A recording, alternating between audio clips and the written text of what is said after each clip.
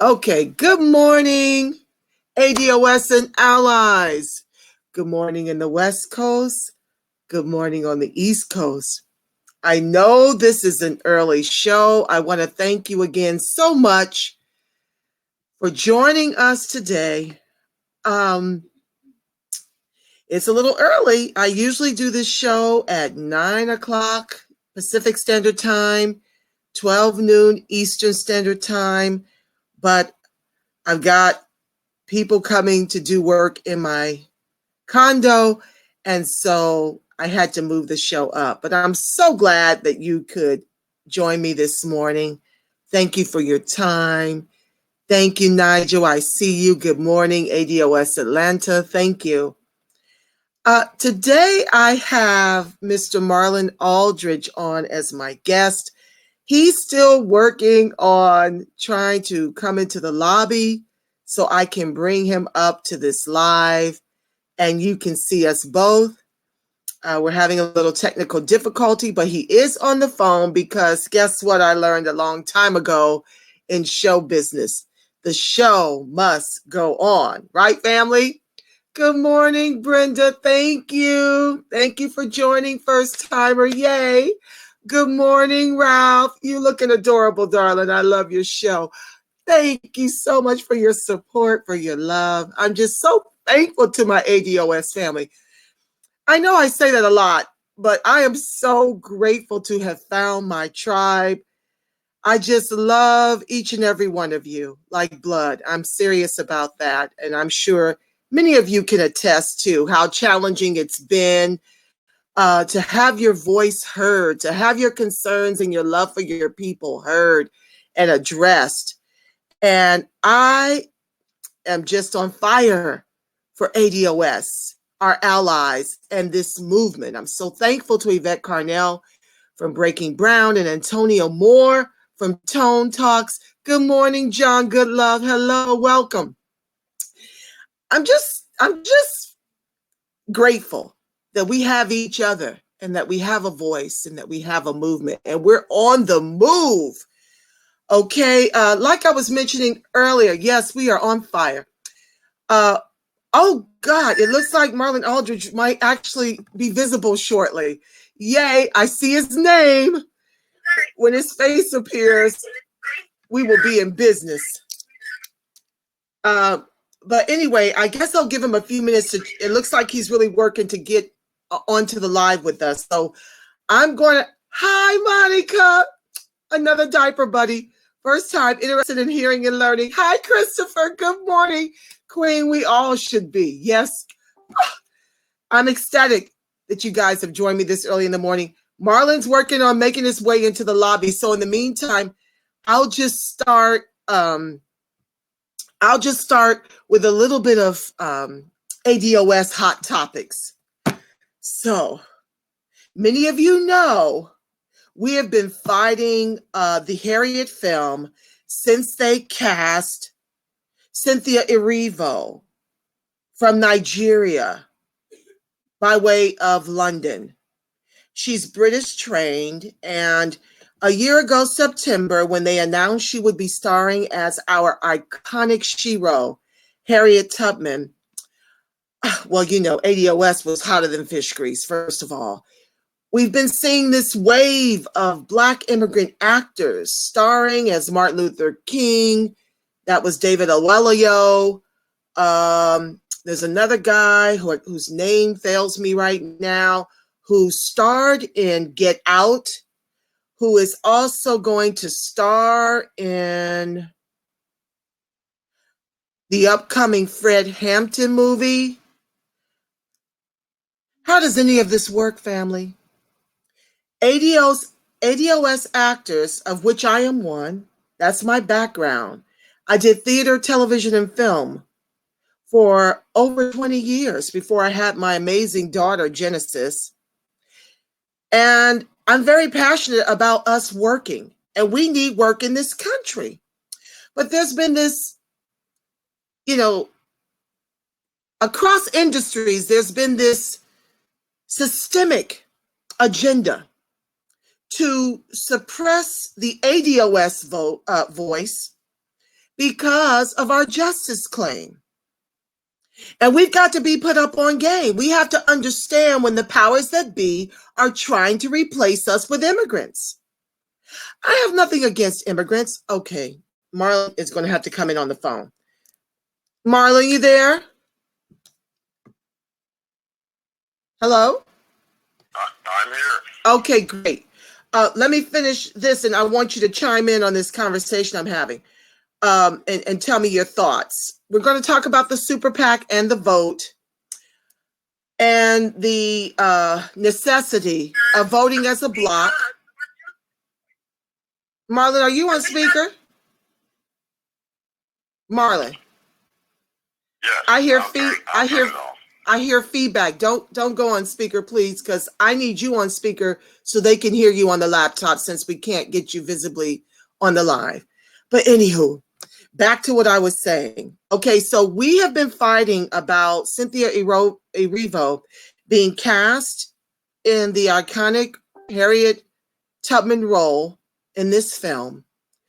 And we've been doing this since around September 2018 because ADOS actors need opportunity in the country that our ancestors built with their lives across industries. But I see this huge wave to replace us. And I don't have anything against immigrants, but I do have something against how they don't cape for us the way we cape for them. We are the ones crying at the border when the injustices, these are illegals. And we're crying harder and louder for the illegals at the border than I hear us getting upset over the fact that the race soldiers called the cops with a badge are murdering us. We want to always defer to black on black murder, as if we don't understand that groups that are oppressed throughout the history, even the Irish, turned on one another, you know, person on person, because they don't have anything in their communities to lift them up. They have taken money out of the education system and put it into the prison pipeline. You see how it's working, family? Lock our men up. And then they have the unmitigated gall in this particular film to make the black man the protagonist. When have you ever known a black man to have a gun during slavery as a bounty hunter? Okay, this is a spoiler alert. I'm hoping everybody that's conscious on this call is not planning to see this film. So in that regard, I don't think I am spoiling anything, because I know the people that ride with me have seen my boycotts all up and down Facebook for at least the past week. Yesterday, I went in hard. Okay, so they've got the black man, the beautiful black man. Our king is the one to murder a black businesswoman. That's not how any of this works, family. And the white master, who has a quasi love interest in Harriet, shoots the brother in the head. This is problematic on so many levels, family. I'm hotter than fish grease about it, and I've been doing everything I can to annihilate this film, because Cynthia Erivo is not only Nigerian, she won't even tell us, is she Igbo Dahlia or is she Igbo Osu? The difference is, if you're Igbo Dahlia, you descend from slave traders. Yes, family, Africans traded us into slavery. And she will not answer the question. So it's reasonable for me to deduce that you won't answer the question because you are, in fact, Igbo Dahlia, which means you traded us into slavery, and now you're playing our iconic shero, Harriet Tubman, in this major motion picture. And the only way ADOS is represented is your supporting cast. Make it make sense. Let me take a breath. Marlon Aldridge, welcome. Thank you for being my guest. Good morning. I wanted, first of all, let me just get Marlon in here. I want to know your views, and then I want for you to tell us who you are. So What did you think about what I just shared about the Harriet Tubman movie? Tell us your thoughts and our call for a boycott. Well, I have seen the social media critiques. To be honest with you, I really don't have much to say about that because in the grand scheme of things, it's entertainment and it is an industry that we do not control. So we really don't get to call the shots. And I want to stay on message with what we're trying to do with the larger movement, which is a Black agenda and, of course, our justice claim, which ultimately may lead to reparations. So I want to stay with that. If we can get the capital, then we can ensure that the images that we want to portray or portrayed in the way that we want to see them portrayed. But until we do that, we can expect the same old thing. We can expect the same political persecution that has existed since the end of slavery. We can expect the same social segregation that has existed since slavery, and then, of course, the economic exclusion. We can expect to see that as well. So, well, I thank you for your input, but let me respond. I think it is critically important that we control, or at least begin to control with our dollars, how we are represented across industries, especially in television, film, and theater. It is so imperative, family, that we boycott and that we withdraw our dollars from this narrative. We can't just lay down and roll over and allow this process, because guess who's watching? Our children. And their identities are being shaped by the nonsense in the mass media. And so what I'm finding about the ADOS movement is that we are mighty in this country, 30 states strong and counting. And although we're fairly new, we just formed this year in defense of the Russian bot narrative.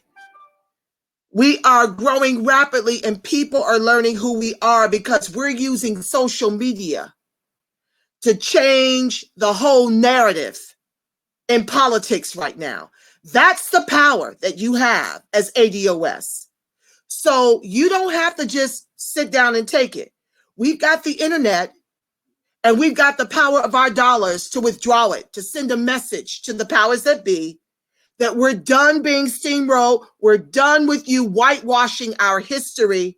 We're done with you demonizing the Black man. We're done with you decimating the Black family. We're done with your agenda.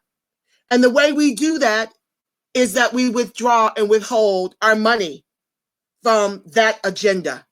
So I encourage each and every one of you to boycott, make this a priority, make the way you represent it in television, theater, and film a priority, because our children are watching.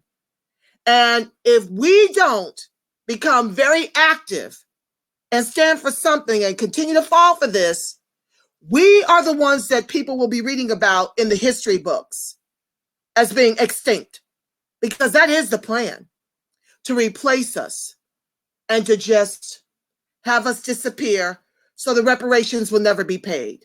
But understands reparation is a debt. This is not a handout. The 40 acres and a mule with interest, that was rescinded from us during Reconstruction. And for all of us who pulled ourselves up by our bootless straps, we had the KKK and the government to come in and decimate us. Not enforce the legislation, not enforce the laws to protect us. And that is problematic. And that's why the ADOS movement is here. And we're not going to let this movement go until we're blessed by it. So that's that.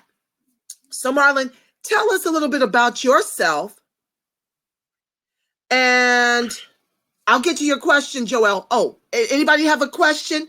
Good morning, family. If you have a question, put it in the chat. I'm definitely going to get back to you. Okay. Let me just get through the depth of the show. And then about the last 15 minutes, we'll go through and look at questions. Okay. So everybody can get involved and chime in. Okay. Marlon, please tell us a little bit about yourself and how you got involved in the movement. Well, I'm a resident of Englewood, Ohio, which is near Dayton, Ohio, the largest city. Graduate of Morehouse College, former United States Navy vet, former United States Marine Corps vet. I'm an educator for the last 24 years or so, and currently I teach physics at St. Clair College here in Dayton, Ohio. I founded a number of nonprofits, namely the Black Man's Think Tank, back in 2008. It has since changed its name to the Sankofa Federation. And I'm also, along with you, of course, one of the co-founders of the Friends of ADOS Super PAC. So that's a start. And in terms of how I got into the movement, I'd say that you encouraged me to get into it. I had never heard of the ADOS movement. And once I found out what they were trying to do, and I saw the synergy all across the country, that really inspired me to get active again, because to be honest with you, I had been burned out with trying to uplift our people. It can be sort of taxing, especially when you're putting a lot of energy in it, and at the same time working a full-time job, and then of course taking care of a family as well. So I'm re-inspired, reinvigorated, and looking to put my knowledge and experience to bear to help this movement. Thank you so much, Marlon. And we so appreciate your activism, your advocacy, and your love for ADOS. Thank you for returning, and especially for returning to this movement. We appreciate you for that. Tell us a bit about, yes, we are partners in the Friends of ADOS Super PAC. Can you tell us a little bit about the Super PAC and why it is important to have a Super PAC? Well, like I said, the movement seems to me, there seems to be a lot of synergy and a lot of energy around this issue of reparations and a Black agenda. But in order to propel it forward, I think there is a need for us to operate on the same types of structures as the larger community operates on. So this concept of a super PAC is very important. And it allows us to play, the way I see it, it allows us to play chess instead of playing checkers, which I think is what we have been playing for a long time. If you look at, if you want to get an idea of what a super PAC does, is during the political seasons, you're going to see a lot of ads, both in social media and on TV. You will see ads in support of candidates, and you will see ads against candidates. So many of those organizations are political action committees, which are people refer to as PACs. They may be party affiliated, or they may be candidate affiliated.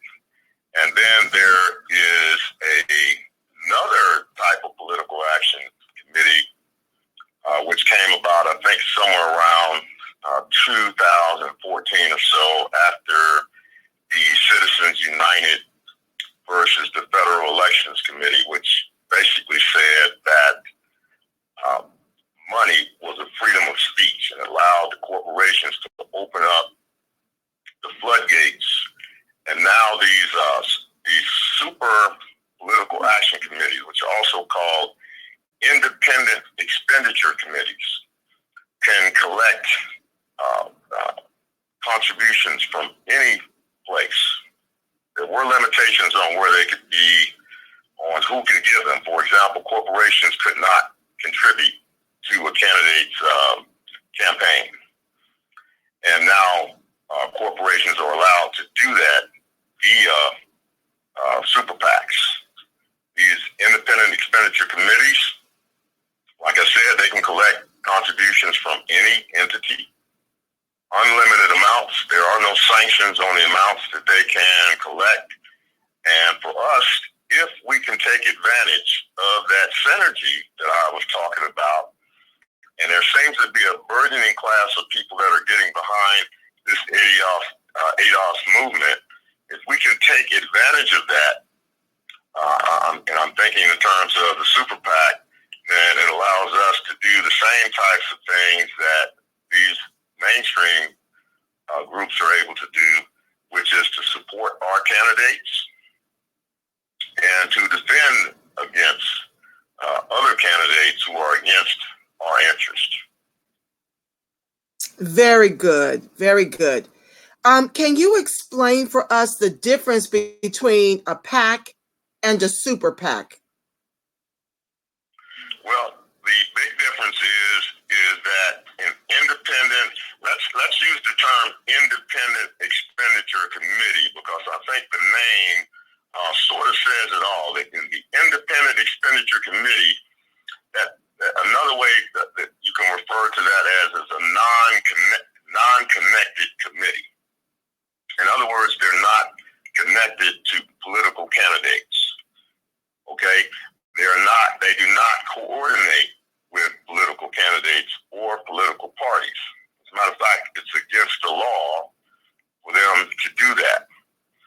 But unlike the candidate-connected political committees or the party-connected political action committees, the super PACs or independent expenditure committees are allowed to collect money not only from individuals, but from corporations, trade unions, nonprofits. There is no sanction against who they can collect money from, whereas with a regular non-super PAC, there are limitations on who they can collect money from.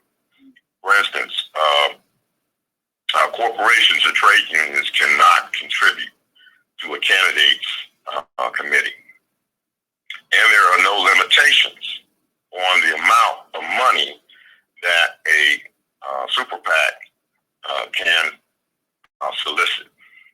Whereas with the other campaigns, there are limitations on how much money they can solicit. Okay, so the PAC has a cap, and they're limited in who can give them money because it's going directly into the hands of the candidate. Unlike our super PAC, which is pretty much doing the ads to support and to attack. Is that correct? That's true. That's true. And there's no cap. We can make an unlimited amount. We can collect an unlimited amount of donations in order to drive the super PAC. There's no cap on how much we can raise. That's true. And some of the top super PACs are in the range of about 150 million a year. Those are going to be your top super PACs. And if we can galvanize this burgeoning movement into chapters is one strategy. I see chapters being formed all across the country. That's already happening. Say again? So that's already happening, but go ahead. That's already happening. And if we can gain a greater foothold in more cities, in more states, just imagine if 6 million members, there are about, 40 million black people in the United States by the last census counts, maybe more, a little less. But just say if we can galvanize 6 million of those potential voters. And they don't even have to be voters. I mean, we can accept money from children. Just imagine if we had 6 million contributors willing to donate at least $30 per year. That's $180 million a year. That would allow us to compete with any of the other political action committees, regardless of type, and put us in a position to play checkers and not chess. You mean chess and not checkers? There you go. To play chess, not checkers. To be more strategic in the same ways that the mainstream is, and other groups as well. Other ethnic groups have super PACs that allow us to really get in the game and not only push or will allow to us to propel our mission forward, and also to and we have to look at it as like this: it's war, and that money becomes a war chest. And so it allows us to gauge in war, because politics, when you really look at it, is just a means of politics is war in many aspects.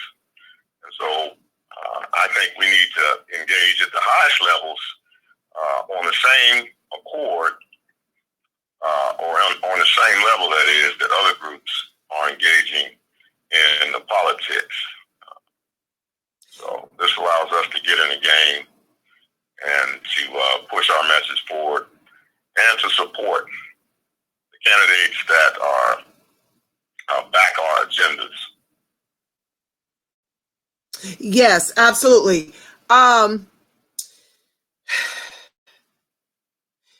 Can you please expound on, first of all, we've got issues within the ADOS community because they've been burnt by a lot of initiatives. And I want you to explain to them how the Super PAC will be set up to manage their donations.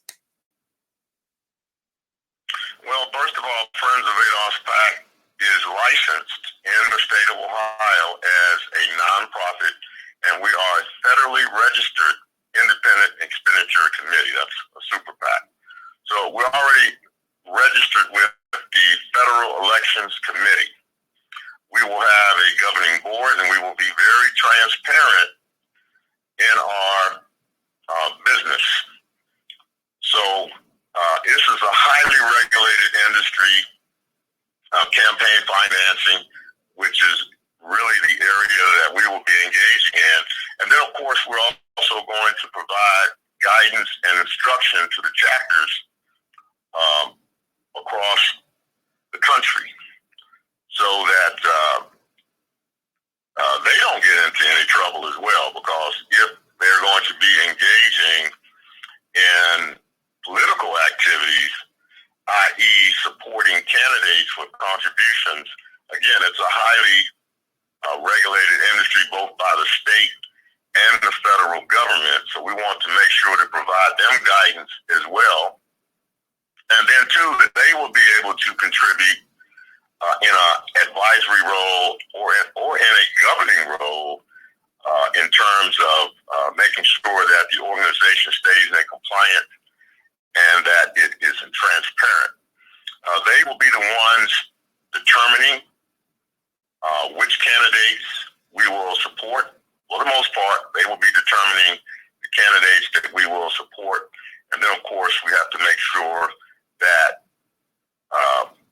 we defend against attack from other opponents as well. So they will be engaged or be providing input on that level as well.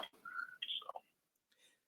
Thank you. Can you talk about the importance of us not just taking to the streets for reparations, not just taking to social media, but the importance of us putting our resources, our money into the Super PAC, into supporting the candidates to change the face of Congress so that we can get reparations and tangibles? Well, that's important. I mean, as Black people, first we must understand that our power has always been in the grassroots. That's the people. And so this concept, the Friends of ADOS PAC, what we're really doing is taking advantage of, or should I say, supporting the synergy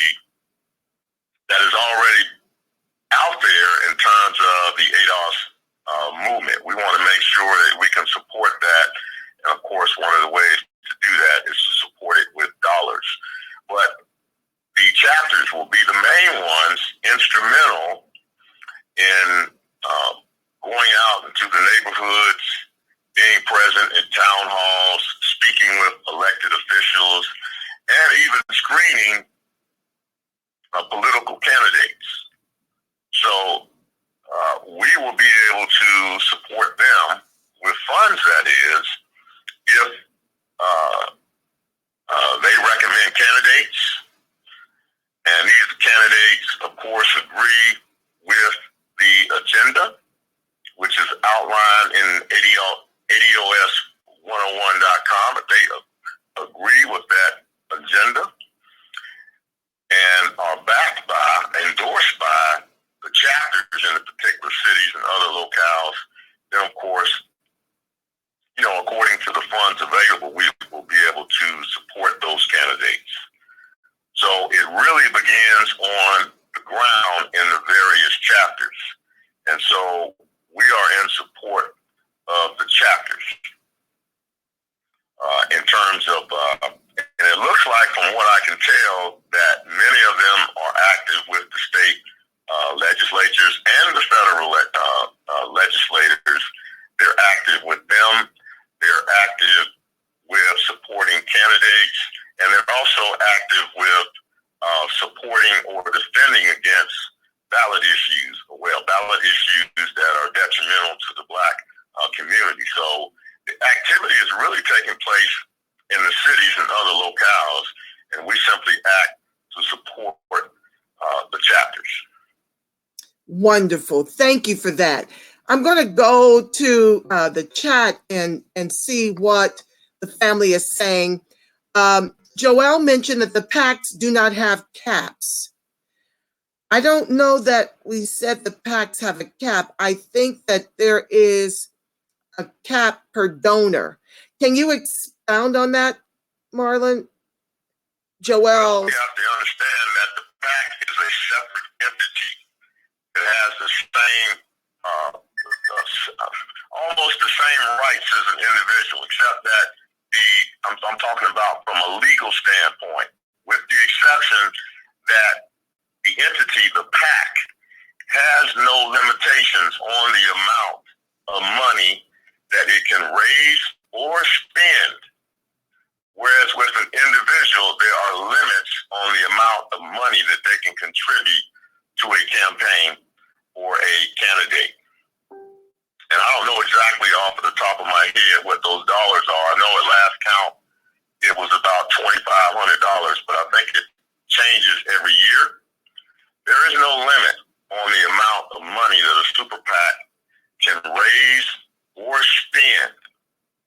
The only limitation is that we cannot coordinate with candidates at any level, federal, state, local. We can't coordinate with those candidates with their or with their committees. Okay. Thank you for that clarification.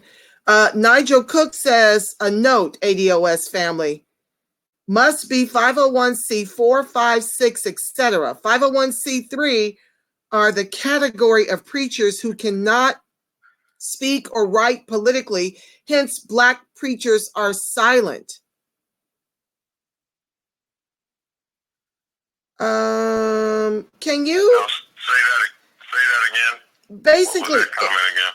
Yeah, he's talking about how we must be 501c4, 5, 6, etc. 501c3 are the category of preachers who cannot speak or write politically. Hence, Black preachers are silent. I think what he's trying to say is when you're a 501c3, you can't speak on behalf of the politicians. But that's not true. Well, there's two things you have to be weary of when you are tax exempt. Now, first of all, we have to clarify the difference between a nonprofit and being tax exempt. A nonprofit is a corporation that's licensed by the state in which it resides. In order to conduct business in a state, you must be licensed with the Secretary of that's one thing. A nonprofit is a corporation, an entity that is licensed by the state. When you hear people say 501c3 or 501c4, they are really talking about an exemption with the Internal Revenue Service. So it's an exemption in terms of not having to pay income or taxes on income. So people should look at 501c3, 501c4 as a status that a licensed entity receives, i.e., namely a nonprofit for the most part, that allows them to be able to avoid paying taxes on income. And also, I don't know how much of a big deal it is now, also allows them to collect contributions, at least in regard to the 501c3. That's like the hallmark. The 501c3 contributions that are made to it are deductible in many circumstances in terms of your federal taxes. Okay, there are limitations on that. So people have to understand the difference between the two. Like, example, our PAC is not a 50, we do not have that exemption status, and we don't need to have it at this point because we're not engaging in those type of activities in which a 501c3 is required, namely a charitable organization. We're not a charitable organization. Okay. So that's the difference between the two. So, and then the other aspect of it is political activities. Normally when you hear that term, there's two categories that people have to be cognizant of. One is lobbying activities. That's actually approaching elected officials to support legislation. Okay? That's one activity that could void your tax exempt status. There's a limited amount. The exception normally is as long as the time and the money that you contribute to lobbying activities is not significant, then you don't have to worry about you losing your tax exempt status.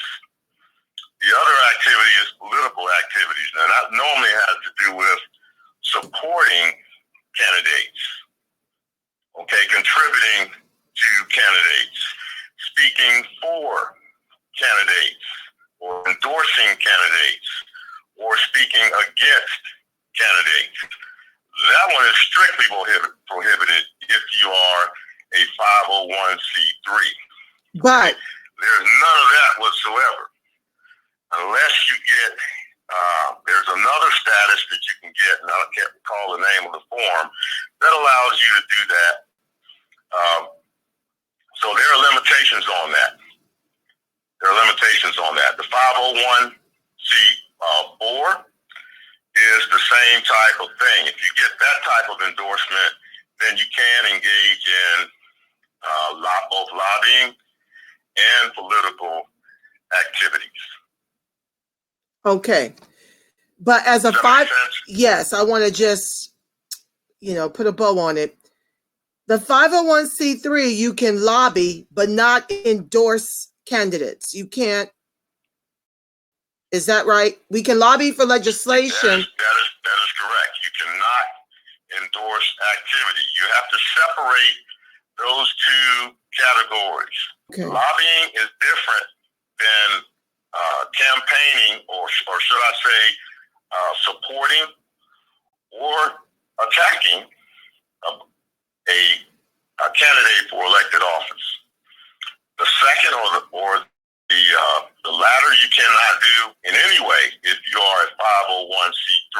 Okay. It's against the law to do that, and you would lose your tax exempt status. The lobbying you can do, or advocacy, you can do that as long as it is not a significant part of your mission. Okay. And what people don't understand is how you write your mission up is what's most important. Okay. How you write your mission up is what's most important, because all of these types of things are going to be judged against how your mission is written up. If your mission has to do with supporting people or other types of entities that are engaged in certain areas, and then that legislation is tangent to that, then it only makes sense that you would be able to advocate or lobby for those particular positions. So, say, for example, if your nonprofit's mission is to advocate for abused and neglected children, say, for example, then tangent to that is legislation that would protect abused and neglected children. That's only a natural fit. So you couldn't lose your tax exempt status because your mission is written in such a way that you advocate for neglected and abused children. The same thing is with trade organizations. It only makes sense that if you're a trade organization, say of carpenters, and there's legislation that could help carpenters as a whole, then you would advocate and lobby for that particular legislation. That does not put you at risk of losing your exempt status. So how your mission is written up is important as well. And then the other test normally has to do with how much of your funds and how much of your time you spend engaged in lobbying and or political activities. The lobbying, like I say, as long as it's not significant, but the political activities, supporting candidates, attacking candidates, that is strictly forbidden with the 501c3. Even if it's in alignment with the mission? Well, the lobbying, the examples that I gave, the lobbying is okay. The political activities, no way. Okay. That's a forbidden. The political activities, supporting or attacking candidates is forbidden for 501c3. Okay. Nigel, I hope that helps bring clarity or puts a button on your earlier comment. Dante Carter says you can't endorse politicians, but you can meet in the back room. Wink, wink. Joel says, but churches create CDCs, which give them political power. Do you know what a CDC is, Marlon? That's a community development corporation. Okay. Go ahead. Well, those are entities too that can receive tax exempt status so that they can get federal funds. Those normally have to do with, at least the ones I've seen, normally have to do with low-income housing support, things that support low-income people or people that have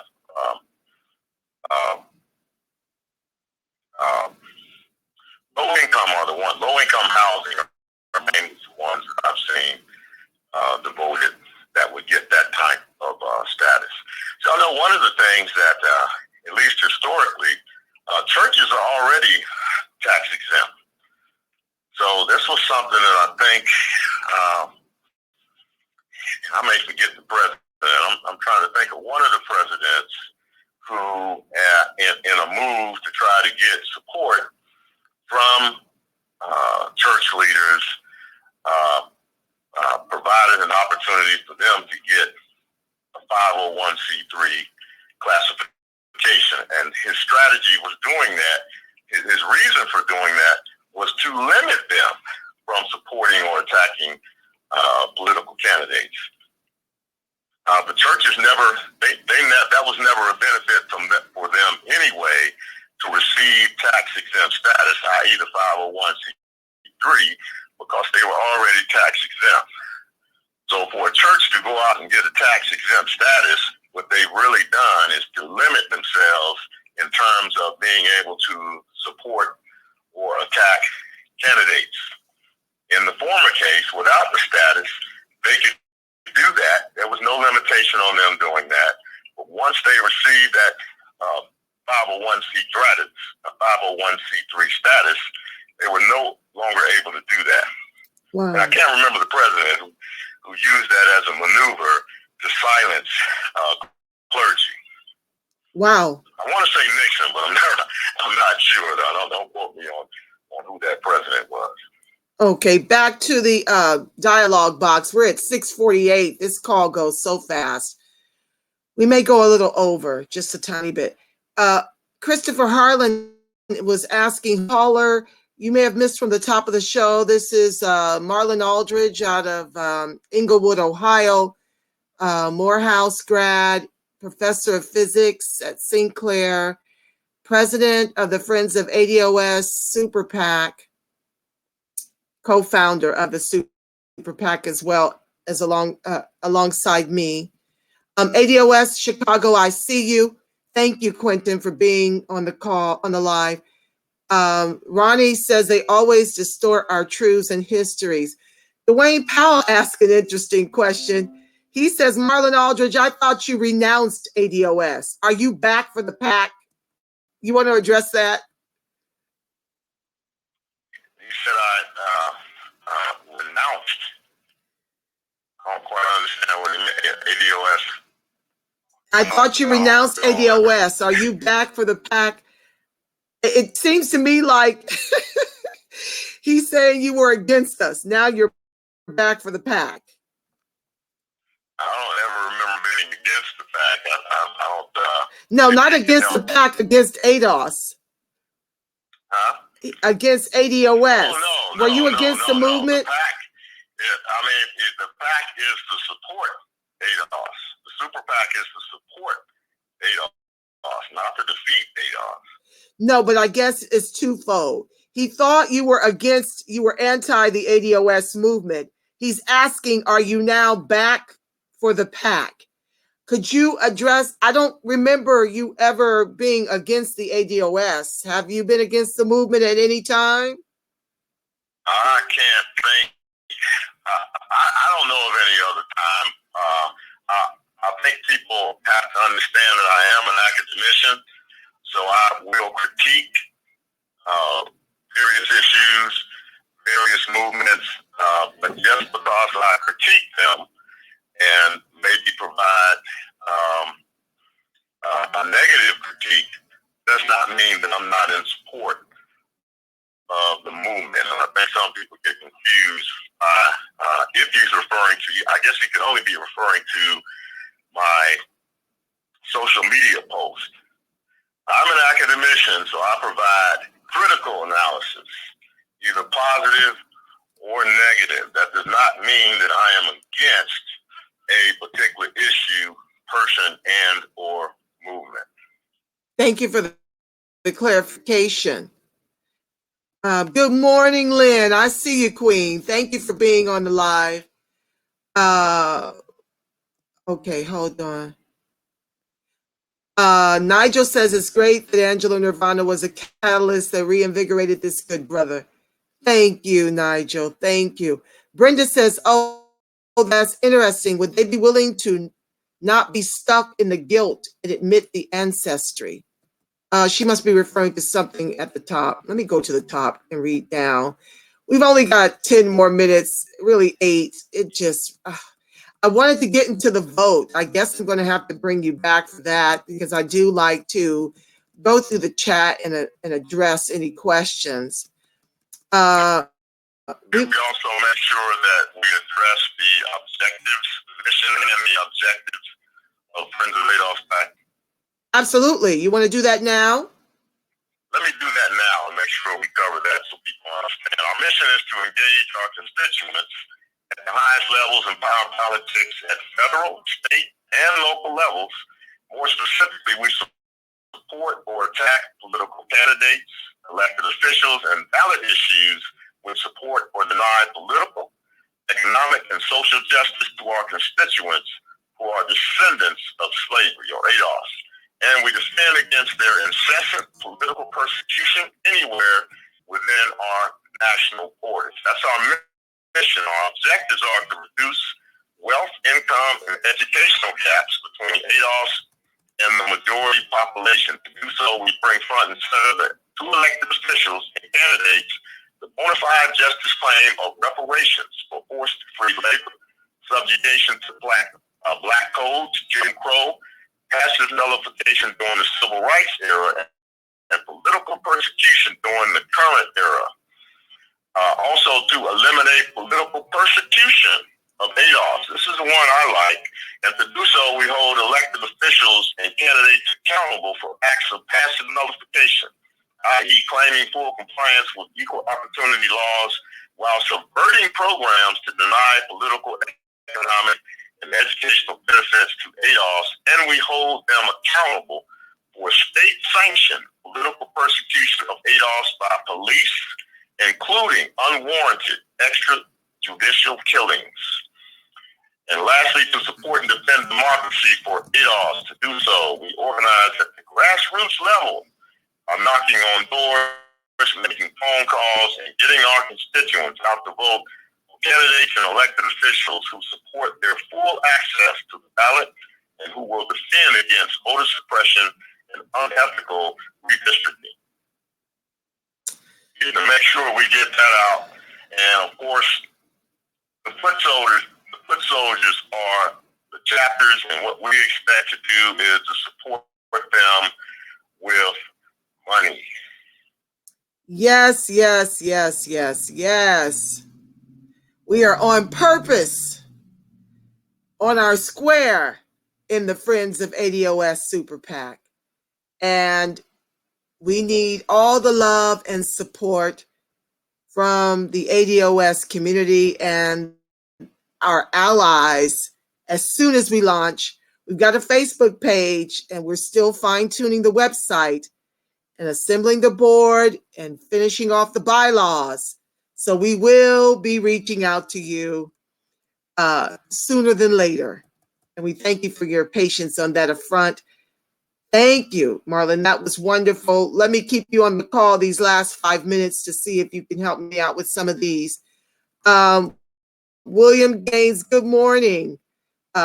Dante, oh Lord, where are my comments are coming in. Joel asked, should we boycott African Igbo Dahlia doctors, nurses, teachers, athletes as well? Leave it to Joel. I'm not really calling for a boycott for that. I don't know how many ADOS nurses, teachers, and athletes are in competition with Igbo Dahlia. I don't know those numbers. As a actress, you know, the boycott is important to me because I see firsthand what's happening to a lot of my colleagues in the industry. And I know that they're equally as gifted as the ones that are immigrant, that migrate here for our roles. So I can't really speak to that because statistically, I don't know what those numbers are. But I don't think her even being Dahlia would be that much of an issue for me if she wasn't playing Harriet Tubman, our iconic Shiro. And for me, from what the reviews state, she doesn't even really have a full grasp of the character. I'm not intending to see it. So, you know, I guess I'll never know. But some of the responses she's given when she's been interviewed is that, you know, she and Harriet share the same height. You know, people underestimate us because we're smaller women. Now, I've not seen all the interviews, so I can't speak to anything sensical she may have said in the process. But I do know that it's problematic for someone who descends from slaves to be playing our iconic Shiro. Another issue. Could I provide a criticism of that? Yes, let me finish this and then you can. Another issue I have is the fact that Focus Features is owned by NBC Universal Studios, who is a subsidiary of Comcast. Comcast is fighting at the U.S. Supreme Court level because Byron Allen beat Comcast and Charter at the Ninth Circuit twice over discrimination from being denied access to contracts and channels. Comcast appealed to the Supreme Court to get a different interpretation of our Reconstruction era 1866 civil rights law.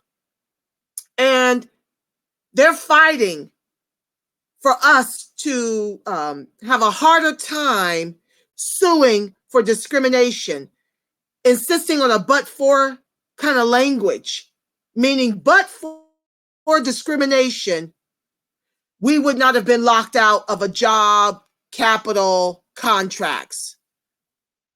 Now, it's hard enough to prove that in part, but anything short of an email that says nigger, nigger, nigger by your name is what we will now be faced with if they're successful on the 13th of November. If they're successful in getting a new interpretation of that law with the but-for clause. Comcast is virtually behind the Harriet film. So you want to decimate our 1866 Reconstruction era civil rights law and at the same time produce the Harriet movie. That's not how any of that works. I'll let Marlon rebut. Go ahead, Marlon. Well, I think one of the criticisms that I do have of the movement is that we always have to keep the larger goal in mind and not participate in these side skirmishes, because what that does is that gives the mainstream, those that would oppose us, and I'm talking about the politicians and the corporate heads, that gives them the opportunity to bring this more dissension within the group and to shine a negative light on the movement. We need to always keep the larger goal in mind. The larger goal is, of course, reparations and a Black agenda. So I like to view it, since I'm a military person, I like to view it, we're in a war, okay? And in a war, you may have many battles. And some of these battles are unnecessary. And my goal is to attack Hill A when I have 1,000 men that I have behind me, and our goal is to overtake Hill A. I'm not going to be distracted by small arms fire off to my flanks unless it threatens me from achieving my goal, which is to secure Hill A. So we're sitting up here talking about a movie, and who's playing in the movie. That's a skirmish that distracts from the larger goal, which is reparations and a Black agenda. So I think we need to be very strategic, and I like to use that terminology. We need to play chess, which is a strategic game, versus checkers, which is, for the most part, just luck, or there's really no strategy in playing checkers as opposed to chess. Okay, I thank you for that insight. We're at 7:02 here, and it's 9:02 in the East Coast. But I want to rebut what Marlon just said. While I agree the reparations is the national priority for ADOS, there are still other things for ADOS to address. And we're not just fighting on a national level for the reparations. Lots of us have started chapters locally to attack issues that are related to this movie, like homelessness, affordable housing, the unemployment rate, underemployment, which is huge, gentrification. All of these things are tied to a very, very powerful media that is really working to keep us systemically oppressed in the same way our government is.